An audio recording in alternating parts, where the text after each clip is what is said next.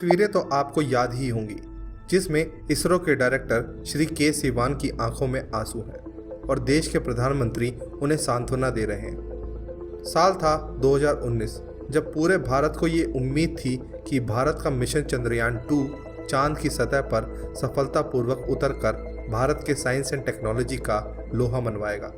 लेकिन दुर्भाग्यवश ऐसा नहीं हो सका और मिशन चंद्रयान 2 अपने आखिरी चरण तक पहुंचकर फेल हो गया।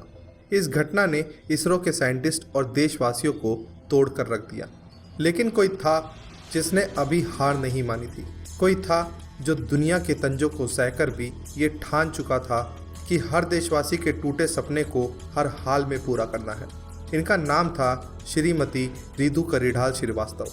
मिशन चंद्रयान 3 को इस बार लखनऊ की रहने वाली साइंटिस्ट रितु करिढाल श्रीवास्तव लीड कर रही थी, जो चंद्रयान 2 के फेलियर के तुरंत बाद ही दोबारा इस मुश्किल काम को अंजाम देने में जुट गई।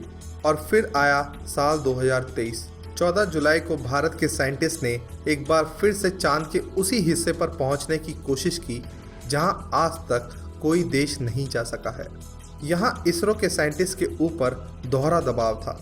एक तो चांद के साउथ पोल पर सक्सेसफुली उतरना और दूसरा सबसे पहले वहां पहुंचने वाले देश का खिताब अपने नाम करना, क्योंकि अब इस देश में भारत का सामना एक ऐसे दिग्गज से था जिसे हर लिहाज से भारत से कहीं आगे समझा जाता है। ये देश था भारत का मित्र देश रशिया, जिसने 11 अगस्त 2023 को अपना लूना 25 स्पेसक्राफ्ट लॉन्च कर दिया था, जो कि भारत की चंद्रयान से कहीं ज़्यादा तेजी से चांद की ओर बढ़ने वाला था और चांद की दक्षिणी सतह पर भारत से पहले पहुंचने वाला था। आज की वीडियो में हम विस्तार से और चरणबद्ध तरीके से जानेंगे चंद्रयान 3 की सफलता की पूरी कहानी। 22 जुलाई 2019 को इसरो ने सतीश धवन स्पेस सेंटर से LVM-3M1 रॉकेट की मदद से लॉन्च किया, जिसे 6 सितंबर 2019 को चांद के साउथ पोल रीजन पर 70 डिग्री लैटिट्यूड पर लैंड करना था। लेकिन बदकिस्मती से ऐसा नहीं हो पाया। इसके बाद अपनी पिछली गलतियों से सीखने एक बार फिर से चांद के साउथ रीजन पर लैंड करने का फुल प्रूफ प्लान तैयार करने में इसरो के साइंटिस्ट को लगभग 4 साल का समय लगा और 14 जुलाई 2023 को चंद्रयान 3 का सक्सेसफुल लॉन्च हुआ। इसे अब 1 महीने और 8 दिन की अवधि में इस पूरे मिशन को कंप्लीट करना था। जहां सभी देशवासियों के मन में पिछले वाक़ये के कारण इस मिशन की सक्सेस पर संदेह था, वहीं इसरो ने इस बार ज़बरदस्त तैयारी की थी। उनके मिशन के सक्सेस होने की प्रोबेबिलिटी 95% थी। आपको ये बता दें कि इसके मुकाबले रशिया का लूना 25 की सक्सेस की प्रोबेबिलिटी केवल 50% ही थी। अब रॉकेट लॉन्च हो चुका था और तेज़ी से अपनी मंजिल की ओर बढ़ रहा था, लेकिन उसे अभी कई और बाधाओं को पार करना था। सबसे पहले इस चंद्रयान को पृथ्वी के ऑर्बिट के 5 चक्कर काटते हुए चांद के ऑर्बिट में जाना था। अर्थ के ऑर्बिट के चक्कर लगाने की इस प्रक्रिया को ऑर्बिट राइजिंग मैन्यूवर कहा जाता है, जिसे चंद्रयान 3 ने 15, 17, 22, 25 जुलाई और 1 अगस्त को सक्सेसफुली अचीव किया।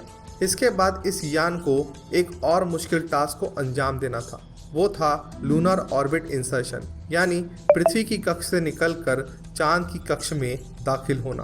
5 अगस्त 2023 को चंद्रयान लूनर ऑर्बिट में जब दाखिल हुआ तो साइंटिस्ट के बीच खुशियों की लहर सी दौड़ गई। 6 अगस्त को इसने चांद की कक्ष से ये वीडियो प्रकाशित की। अब यहाँ इस यान को ऑर्बिट राइजिंग मैन्यूवर की ही तरह मून बाउंड मैन्यूवर परफॉर्म करने थे, जिससे हर एक चक्कर के साथ ये यान मून की सरफेस के और पास आ जाता। अपने सभी मैन्यूवर को सक्सेसफुली कंप्लीट करने के बाद 17 अगस्त को प्रोपल्शन मॉड्यूल और लैंडर मॉड्यूल अलग हुए।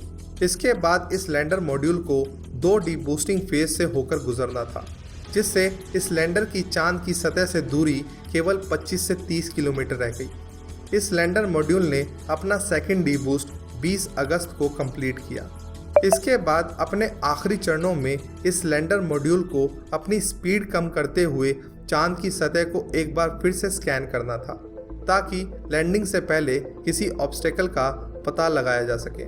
इसके बाद आई 23 अगस्त 2023 की शाम, जब 6:05 के करीब इंडियन स्पेस रिसर्च ऑर्गेनाइजेशन ने वो कारनामा कर दिखाया जिसे आज तक कोई नहीं कर पाया था।